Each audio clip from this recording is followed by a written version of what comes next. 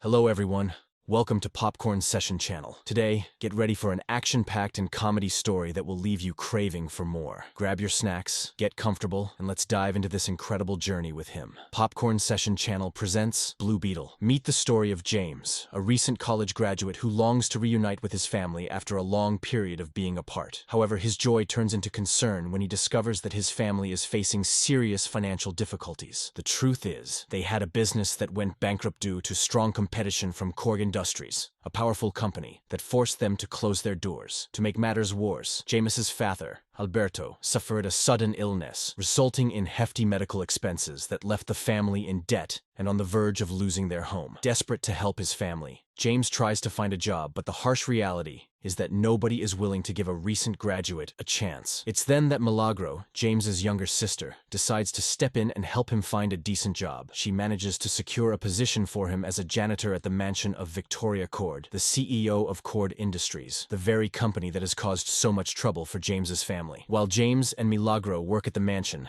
Victoria Cord returns and finds herself in the midst of a family dispute. Jenny Cord, her niece, confronts her about reactivating an obsolete police technology project known as the One-Man Army Corps, OMAC. Jenny is staunchly against continuing the project, as her father had deactivated it years ago, and now she demands that her aunt put an end to it. In the midst of this confrontation, James tries to intervene to defuse the situation, but ends up being fired on his first day of work. To make matters worse, his attempt to help results in Milagro's dismissal as well. Helpless, they wait outside the mansion for someone to pick them up. Jenny Cord, feeling guilty about the situation, goes in search of them and apologizes for what happened. She offers her phone number to James and promises him a new job. Initially hesitant, James is reluctant to accept, but after a conversation with his father, he realizes he doesn't have much of a choice. The following day, James's entire family dropped him off in front of the company, applauding and leaving him embarrassed. Meanwhile, Jenny ventured into a restricted area of the company, disguised with a food delivery box. Inside this box was something peculiar, a gigantic blue scarab beetle known as the Beetle, a discovery by Victoria Cord from some remote location in a frozen desert in Antarctica. Upon noticing Jenny in the elevator carrying the box, James discreetly decides to follow her. However, the situation takes an unexpected turn when the company's alarm goes off. Jenny hands the box to James, containing a mysterious object, with strict instructions never to open it or touch its contents. Back at home, James shares what happened with his family, who, to his surprise, turns out to be a bunch of curious individuals. They encourage him to do precisely what he was warned not to do: open the box and find out what's inside. Curiosity gets the better of them, and they come face to face with the blue scarab beetle. Milagro decides to pick up the beetle, and soon they start playing with it, passing it from hand to hand. However, when James finally tries to pick up the beetle to put it back in the box, something extraordinary happens. The beetle starts moving and glowing in his hand before jumping onto his face. Panic sets in, and everyone believes that James has been attacked by the insect, which seemingly was still alive. James's uncle, Yuri, tries to remove the beetle from the young man's face, but as he helps him, the beetle shoots an electric blast through the house. With the shock's force, Yuri is thrown away as the insect enters James's body. The young man starts feeling intense pain. His eyes widen, and his body begins to catch fire, enveloping itself in a brilliant blue shell. In a matter of moments, the transformation is complete, and James emerges with an incredible suit of armor, leaving everyone in awe of what they are witnessing. Suddenly, a female voice is heard. Actually, the beetle's own consciousness speaking to James, instructing him to check the armor's systems. Quickly, he is launched into space, gaining a magnificent view of planet Earth. However, the ecstasy is short-lived as James begins to plummet at a terrifying speed. In despair, he realizes he is destined for a tragic fall, but suddenly, two shells open on the back of the armor, and a pair of wings emerge, allowing him to glide before crashing into the water. Still flying awkwardly, he collides with a car, which is thrown against a bus, split in half by the protective shield of his armor. After his incredible space journey, James returns in disarray to his home. The armor disappears, leaving him completely naked in front of his relatives, a rather embarrassing situation, to say the least. Aware that the system check has been completed, James faints. Upon waking up, he hurriedly dresses. It's at this moment that he realizes the blue scarab beetle is still inside him, now emerging from his back. Determined to understand what this entity that has attached itself to him is doing, James decides to seek out Jenny, the only person who might be able to help him. However, before leaving, Rule, one of the family members, warns him about the possibility of the police working for Cord Industries, and with what appears to be a military device inside him, the government could be keeping an eye on them, putting the entire family in a delicate situation. James's mother, worried, insists that he should not leave, but he escapes while everyone argues. Finding Jenny, they head to the company together. However, realizing that they are being pursued by Victoria's henchmen, they manage to escape. James takes Jenny to his home, which doesn't sit well with Yuri, who starts arguing with her. Ignoring Yuri's aggression, Jenny asks where the scarab is. James removes his shirt, revealing the blue beetle nestled on his back. Jenny explains that the scarab is a conscious bioweapon that belonged to her father when she was a child. Apparently, this entity chooses its own host, and, by some stroke of luck or misfortune, James was the chosen one. Jenny doesn't know how to remove the scarab from James, but she is aware of a vault that belonged to her father, where she believes they can find answers. To open it, they need a digital key hidden within Cord Industries. Yuri takes them to the company's entrance, and the duo enters, determined to steal Ted Cord's watch, which also serves as the digital key to the vault. Before they can escape,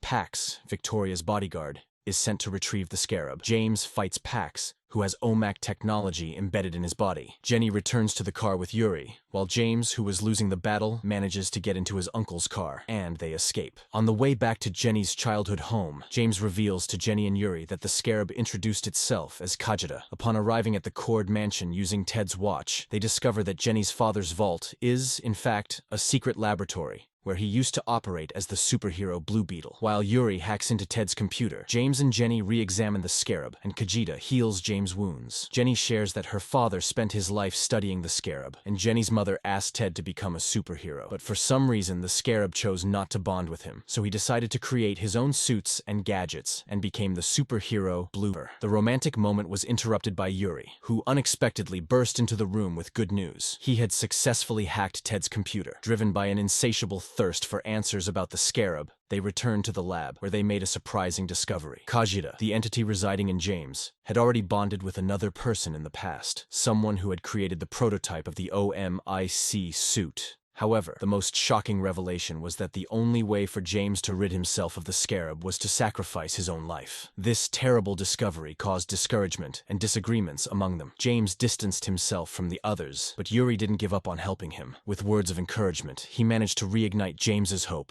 making him realize that perhaps living with the curse of the scarab was part of his destiny, and that things happen for a reason. However, the emotional truce was quickly shattered when James spotted a Victoria helicopter flying near his home, where he assumed she was going in search of the beetle. Determined to protect his family, James tried to transform into his scarab suit, but it didn't work. It was then that he remembered that the entity protects its host, and, without hesitation, jumped from the roof. Finally, Kajita manifested, allowing James to fly back home in the blink of an eye. Confronting Victoria's henchmen, James used his armor to shield his family from bullets. Victoria, seeing that the bullets were ineffective against the beetle, ordered her men to shoot at James's family. James then defended his family, defeating most of the soldiers, while his family fled. However, Milagro stumbled and fell to the ground, unable to get up. As the henchmen were about to shoot her, Alberto ran to protect his daughter. James focused again on Carapax, who was about to shoot at him. Alberto suffered a heart attack, and James tried to reach him but was caught by an electric claw thrown by Carapax. The ensuing explosion devastated the house as James's family gathered around their father, crying for help. At that moment, James was captured by Victoria and Carapax, and the fate of the Blue Beetle, his family, and his own future remain uncertain, plunging the story into an agonizing suspense. The ambulance arrived a little later, but unfortunately, Roberto was already gone. The next day, the Reyes family was united in their determination to rescue Jaime. Jane led them to the Cord mansion, where they gained access to an armored airship called Buckship,